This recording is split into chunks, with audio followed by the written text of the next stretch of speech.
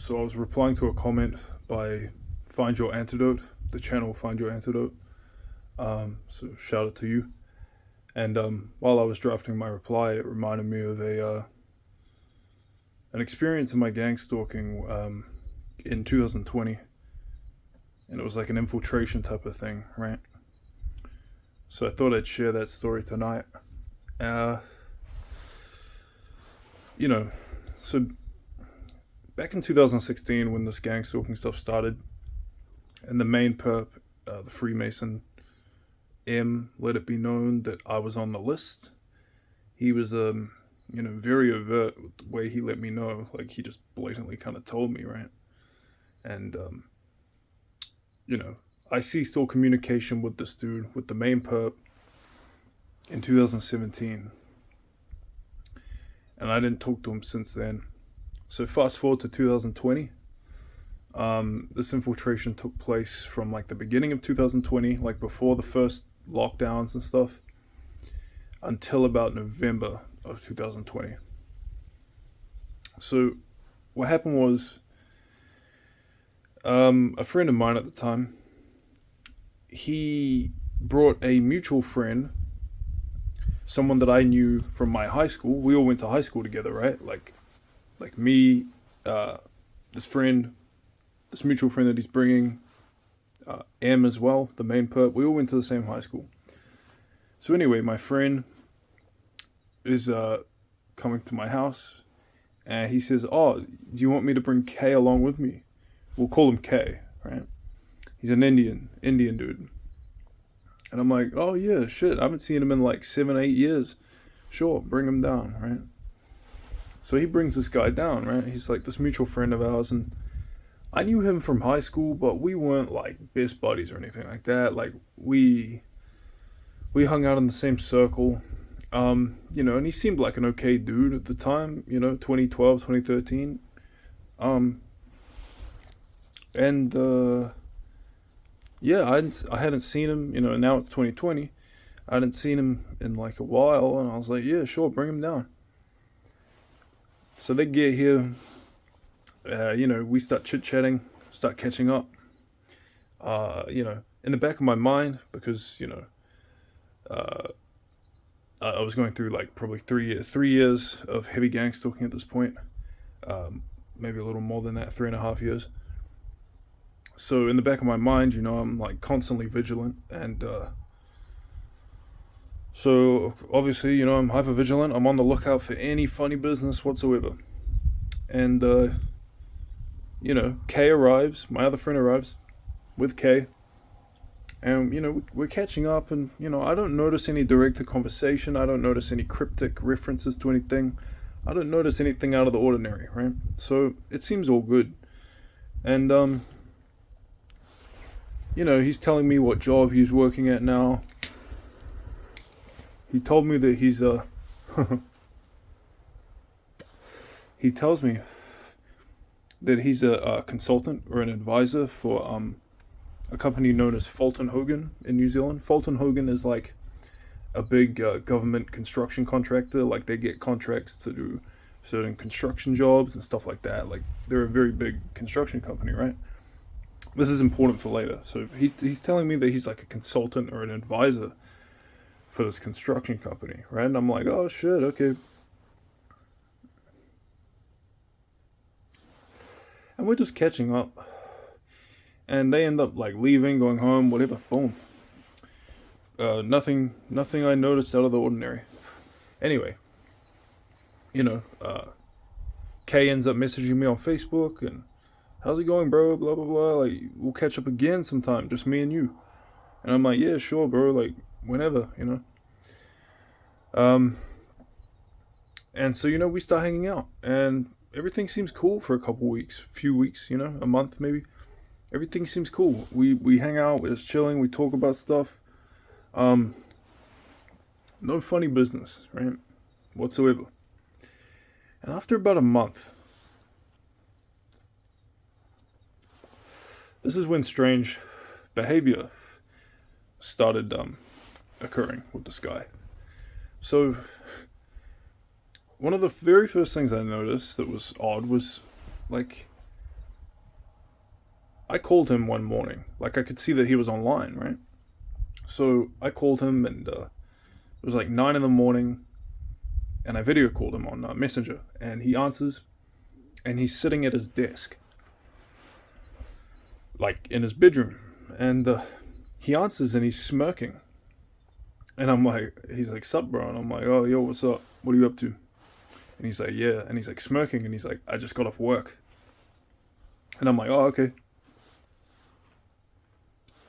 And then in the back of my mind, before I could even register, he was just like, I was just like, wait, what the fuck? Like, he's finished work at 9 a.m.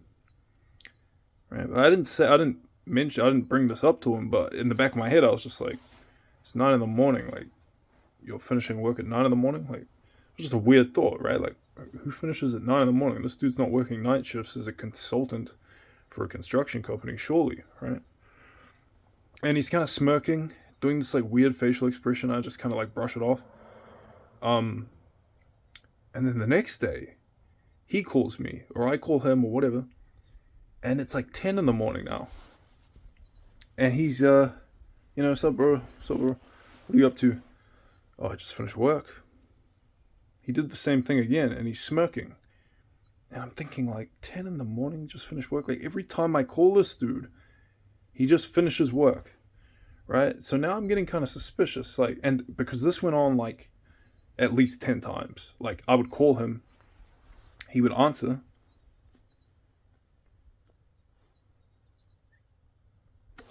and he would just be sitting on his desk in his room, and he would just have this kind of smirk on his face. Bug flew in my eye. Shit. He just had this smirk on his face, and no matter what the time of the day it was, whether it was 9 in the morning, 10 in the morning, 1 p.m., 7 in the morning, he would always say the same thing. When I asked him what he was up to, I just finished work. And that was the first thing I noticed that was odd about this guy. So we start hanging out, be like, "Oh, what are you up to?" "Oh, nothing. I'm off work now. Do you want me to come see you?" "Yeah, sure, I'm free." So he would come down, and he lived 45 minutes away, by the way. It was a 45-minute drive. So it wasn't like this dude lived close or anything. Like, this dude was spending, like, at least $20, like, every trip to come see me. And, we hang out. I would talk about, like, I'd bring up certain topics to him, like, central banking, or like this and that.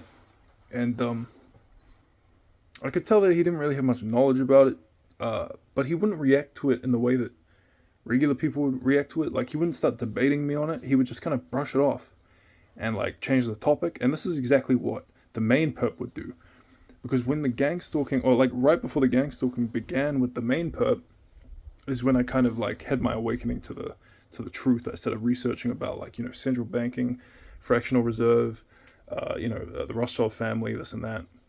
That's how I started my whole rabbit hole, right? And every time I'd bring it up to this dude, the main perp, he would just brush it off, or he would get extremely angry, right? And it's like,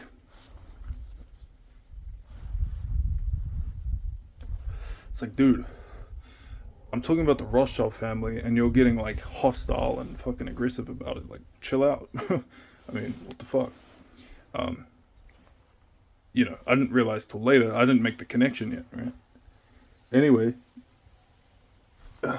so this dude was doing the same sort of thing. He wouldn't get angry, but he would kind of just brush the topic off and, stuff like that. Anyway, as time went on, I noticed like more and more weird things. One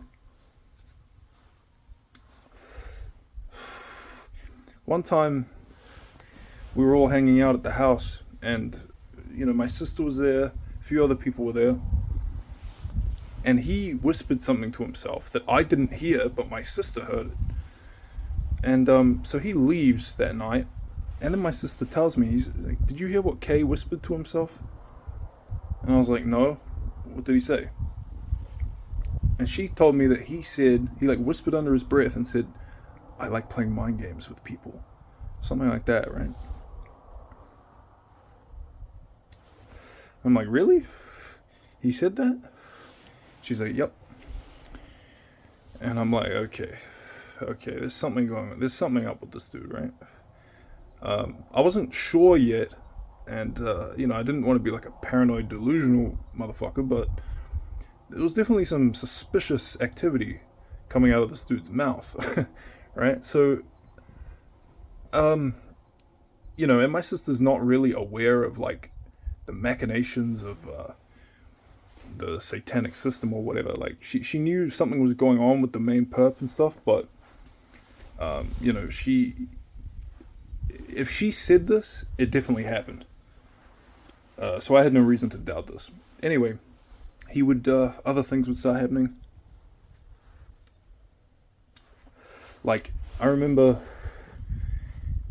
he would show up at my house unannounced. Like, he wouldn't even ask me if I'm home or anything. He just sort of knew I was home, and he would drive like 45 minutes, 50 minutes to my house and park outside in the parking bay, and then he would just sort of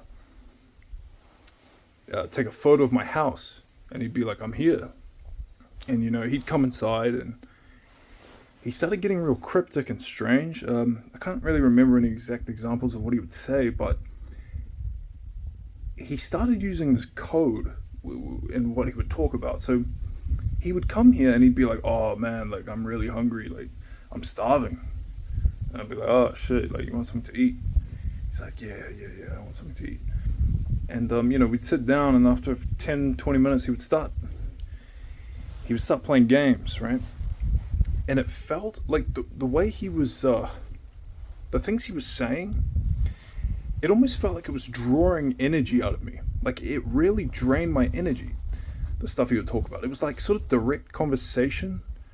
It was like direct conversation in a sort of cryptic way, and it felt like he was like draining my energy.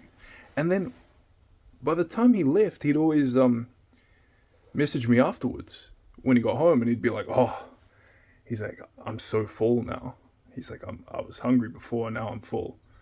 I'm kind of like, okay, what the fuck? And he would do that a lot. Like, he would use that a lot. The whole, like, I'm starving, and then he would come here and he would sort of say all the strange directed stuff, and then sort of, when he'd leave, he'd be like, oh, I'm so full now. And I was like, okay, this dude is definitely playing games. Another time he video calls me, and he was in the city, right? And he was outside of the Masonic lodge that M belonged to, and that his father was the master of. And he sends me a video of it, and I had never talked to this guy about this lodge. Like, I'd brought up Freemasons, and I'd brought up M in, very small detail. I didn't really get into it too much, but he was filming the exact lodge that this dude belongs to. And I'm like, what the fuck? It was like that was really odd to me. Like, out of every single lodge in the city, he happens to pull up outside that one and film a weird video of it, and like saying a bunch of shit, like, oh, Freemason shit, yeah. I'm like, what the hell, dude? Like, what the fuck? Anyway, shit, what else happened? Yeah, he would, there was a point where he started talking about Hinduism a lot. Specifically, he would talk about the Nagas. And the Nagas are like these serpent beings, allegedly, that live in the like 7 lokas below the earth. In Hinduism, there's like 7 lokas or levels above the earth, which have like their own environment. It's like the heavenly lokas, and there's 7 of them. And the higher up you get, the closer you get to like God or something, I don't know. And then there's like the 7 lokas below the earth, which are like hell, right? And each level you go down, it gets like worse and worse. And the lokas at the very bottom, he would the lokas at the very bottom are like populated with these Nagas, right? These serpent beings. So he would always go on about like, we need to go down a few levels, and we need to make a pact with the Nagas. And he would start talking all cryptic, and it reminded me of the way the main perp used to talk. Like, he would talk about occultism, but he would talk about it in a very threatening way. See, I don't have a problem with someone talking about occultism and bullshit, but the way he was doing it was like definitely direct to conversation, because it was like exactly the way the main perp used to do it. And and then like I remember a couple days later, he pulled up to my house and he's like, I went to like level 1. I went to like the first loca. And he's talking shit, but he sends me a video and he's like, it's like a sped up video of him like running through a tunnel, like he's in like an underground cave. And I'm like watching it, and I'm like, what the fuck? And he's like showing me this, and he's kind of like giggling to himself. Now I'm starting to get uneasy, right? Like this dude is really like kind of showing his horns at this point. and in like around October, it started ramping up. He started getting very, very like, I wouldn't say threatening, but extremely cryptic, extreme direct conversations going on, stuff that only M would know. And at this point, I'm not sure if M was in contact with K, but the things K was saying was just like, he had to have been in contact with M. Like, there's no way that he wasn't in contact with M, right? And for about a month, it got like really bad. Like, I was telling friends of mine that I don't even talk about this stuff to, that like, there's something going on with K. Like, seriously, like, just all this shit, right? He told me that he was here in my neighborhood one day without me knowing it, and he was like, oh yeah, we were following you. We were driving behind you. With another friend of his who he would talk about, and I don't know who this other friend was, but he was just like, yeah, we were driving behind you. And he would kind of say it with a smirk on his face, and I'd be like, yeah, fuck. And the reason I didn't stop hanging out with this dude was because there was like a curiosity. I wanted to know where he was going with this. I wanted to know, or I wanted him to kind of slip up and say something. I really had the suspicion that he was in contact with M, and that, I wasn't sure if he was like passing on information to M or not, because I'd told this dude things, not too much detail, but I would tell him a few things, and like early on when I trusted him more, and he I was real like suspicious that he's like passing this stuff on to M. Anyway, so October finishes. That month was insane, like the type of stuff that was going on. I want to try to kind of wrap this up. Anyway, so in like November, one night, he messages me out of the blue. And he just says, coded he knows. That's all he says. Completely no context, And as soon as I read that message, I assumed that, he in that message meant M, the main perp. It was a kind of a leading statement that he made. Like, I think he kind of wanted me to say, like, who knows and who knows what.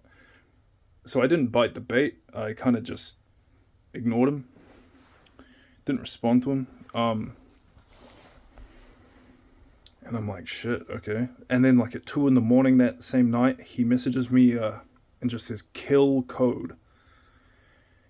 And I'm like, fuck, okay. Yeah, bring it on, motherfucker. And, I'm ready. Anyway, I wake up in the morning. And guess who messages me for the first time in over 3 years? Almost 4 years? M. And he just leaves a thumbs up. That's all he says. So in my mind, right, the night before, K says to me, coded he knows. I wake up in the morning, and the main perp sends me a thumbs up. Okay. And at that point, I was like, it's 100% now. They're in contact, and he's passing on information to M. It was kind of what I knew the entire time, but I just wanted verification of it. And I got my verification of it when that happened, because What are the odds? What are the odds that M would message me after almost 4 years of no contact with a thumbs up, with the very night before K tells me that he knows, out of context, no context whatsoever. And that was it for me. Now I knew that this dude was on the enemy side. And not that I didn't know that before, but now I've got confirmation, I've got proof, right, basically. And so I just like ghost this dude. Like, I don't message K. And by the way, I had the main perp blocked on Facebook, but back then, if you were in a group chat with someone, you could still send the messages even if they were blocked. And that's how he did it. He sent a message to a group chat that I was in with him from like 2017 or 2016 something. Anyway, so I ghost K. I don't reply to K after this. He starts messaging me a lot, like trying to call me. He starts saying things like, "Oh, my car got jacked. My car got stolen. Blah blah blah." And I'm just like, "Yeah, right. Like, come on, man." Like, and I'm just ignoring him, right? So I ignore him for about 10 days. So I forgot to mention this in the video, but he messaged me during this 10-day period of ghosting him, saying 5 generations of lodge breeding, with a laughing emoji. No context. He just sent this message, and he then proceeded to delete the message, but not before I took a screenshot of it, luckily. I assume he was talking about the main perp here. And then one day I'm going out for a drive, and I'm like around the corner, like a block away. There's like a corner store. So I pull up to the corner store on the opposite side of the road, right? Not right next to the corner store, but like the other side of the road. I park up, and I'm about to get out of the car, and as soon as I park up, and I'm about to, turn the car off, and then about to get out, I see his car drive around the corner and pull in right next to the corner store, K. And he's like, he knows my car and I know his car. So I see him like looking at me, like kind of like ducking behind the steering wheel, like looking at me. And I don't think he could see whether I was in the car or not, because my car windows, they're not tinted, but they're quite hard to see through. And I could see him like kind of like looking at me and like trying to see if I was in the car. And I'm like, oh shit, okay. So I hop out the car, and he instantly starts cackling and laughing, and he gets out as well, and he's like, "Where have you been, man? Haven't seen you. You haven't responded to me in 10 days. What's going on?" And I'm just like, "Oh yeah, shit. I don't know. I've been busy going to the corner store." And he comes in with me, and I buy what I need to buy. And I'm thinking in my head, like, all right, I got to do something here. So when we get out, I tell him, drive down to my street. So he follows me down to the street, and while we're driving down, I pull my phone out, not this phone, but the phone I had at the time, and I turn on voice recorder, and I put it in my pocket.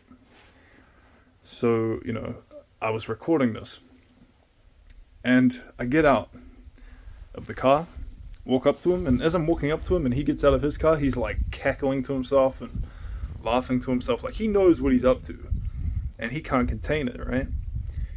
And I'm like, "Yo, what's up, man?" And he's like, "Oh, not much." He's like, "Wait, why'd you ghost me? Where have you been?" I'm like, "Shit, man, like some crazy shit happened." And he's like what? And I'm like, M messaged me. And he's like, "Really?" He's like laughing to himself, like, "Really?" And I'm like, yeah. And you know what's even funnier? And he's like, "What?" And I'm like, well, no, he said, "What'd he say?" He asked me, "What did he say?" And I just said, "Oh, he just left a thumbs up." And he's like kind of like giggling to himself and laughing, and I'm like, yeah, you know what's even funnier? And he's like, "What?" And I'm like, "The night before, you said coded he knows." And as soon as I said that, K starts cackling like a fucking dude in a psych ward. Like he's like laughing his ass off at this. Like, this is hilarious to him. And I'm just kind of like, Jesus, like, man. And then after he stops laughing, he instantly gets defensive. And he's like, He's like, oh, you put me under the spell. That's what he said. He's like, you put me under the spell. And I'm like, bullshit, what are you talking about? Like, he's like, and we start like arguing. Like, this is the first time that usually he would be kind of jokey with what he would say. Even the overt directed conversation, he'd always be like giggling and joking about it. But this time he was serious and he was like really angry. And I'm like thinking in my head, like, motherfucker, don't play the victim now. Like, this is what these people do though. They cry in pain as they strike you, or whatever the saying is. And this dude starts playing the victim, and I'm just like, fuck, whatever, man. Like, and we end up talking for a bit. I try to play it cool. And I go inside, and, I think a couple days later, he tried to video call me. And, during the 10 days of ghosting him, I started having these realizations of things he said in the beginning. Like how he's a consultant for Fulton Hogan, the construction company. How he's an advisor for this construction company. It dawned on me that he was speaking in code. He's an advisor for a construction company. Right? And, it's like, what do? They build things, right? What are Masons? Masons are builders, aren't they? So he's saying he's an advisor for a construction company. And all these other things that I started realizing, like these coded things that he would say early on, started like dawning on me. Anyway, a couple days go by, I don't hear anything from him. He tries to video call me one day, and I wasn't having a good day, I was kind of pissed off. This was 2020, man. This was like lockdown, fucking peak lockdown, people trying to, get the needle, people trying to put the needle in you, especially in New Zealand. It was like really bad here. And the stress levels were high, right? So he calls me, and he has like the smirk on his face. And I just kind of like laid into him, like told him to get fucked, told him to fuck himself. And I blocked him and never spoke to him since. And, that was really intense. That whole year was very intense. Words can't really justify how intense that was.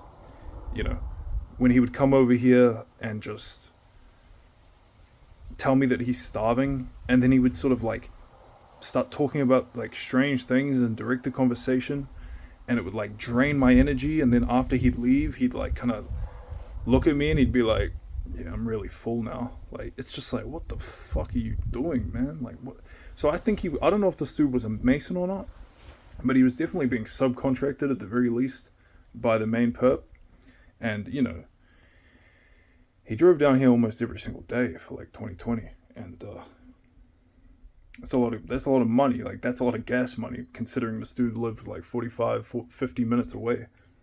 And yeah, I was real curious. I knew from the start, like the first month, I knew this dude was up to something, but I wanted to stay the course and find out kind of where this went, right? And, as time went on, he'd sort of make these cryptic remarks like, he's like, yeah, we got to go deeper. Like, we got to go 400 meters deep.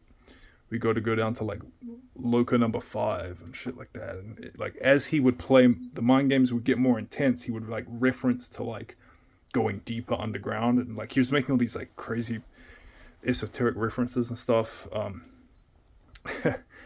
But yeah, I don't recommend, if you're getting gang stalked and this type of infiltration starts to happen,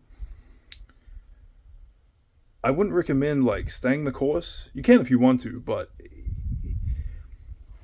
if you're just curious, like I was curious to see where it led to. So that's the reason I didn't stop hanging out with him, right? So I wanted to know what was going on.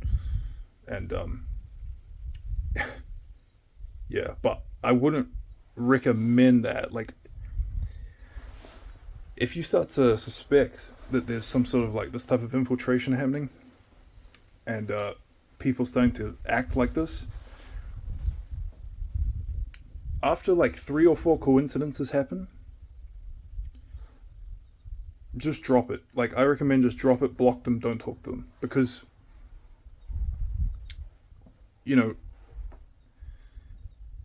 it's not good for your mind, honestly, to be around these people. Um, it's not good for your mind whatsoever, actually. And you know, I'm quite resilient mentally. Like I would say I'm quite resilient, but you know, it leads your mind into some fucked up places. Seriously. So if you suspect anyone doing this to you, if you're getting gangstalked, don't be delusional about it. Paranoia is fine. Like paranoia is a natural human emotion, or a natural instinct, I should say. Like 5,000 years ago, 10,000 years ago, if you and your family are sitting in a field somewhere and you hear a lion roaring or some footsteps close by of like an animal, like a large animal, and you tell your family about it, is that paranoia? If they don't hear it as well? Yes, it is paranoia. But is it delusional?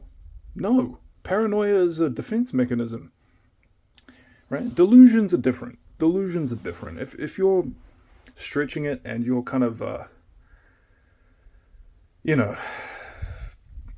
imagining things that aren't actually happening, that's not what I'm talking about. You have to have like concrete evidence that these dudes are like infiltrating and playing mind games with you. And, if you suspect that or if you notice that, just cease contact with them. Don't interact with them. You can if you want to. I mean, it's really up to you. But,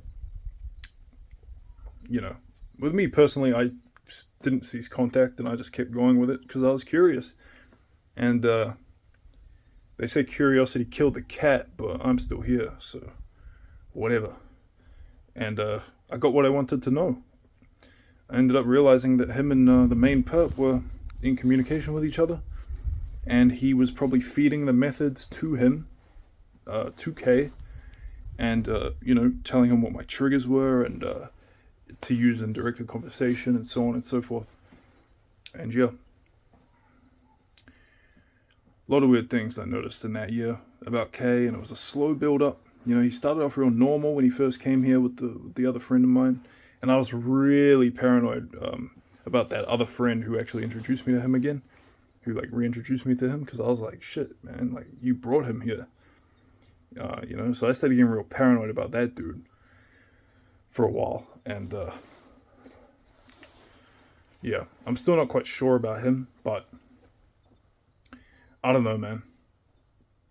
What I am sure of is that Kay was in contact with the main perp, and that's it.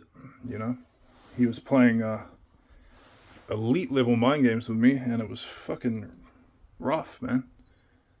But yeah, that was the one time, well, one of the two times that infiltration occurred with me in my program. So yeah.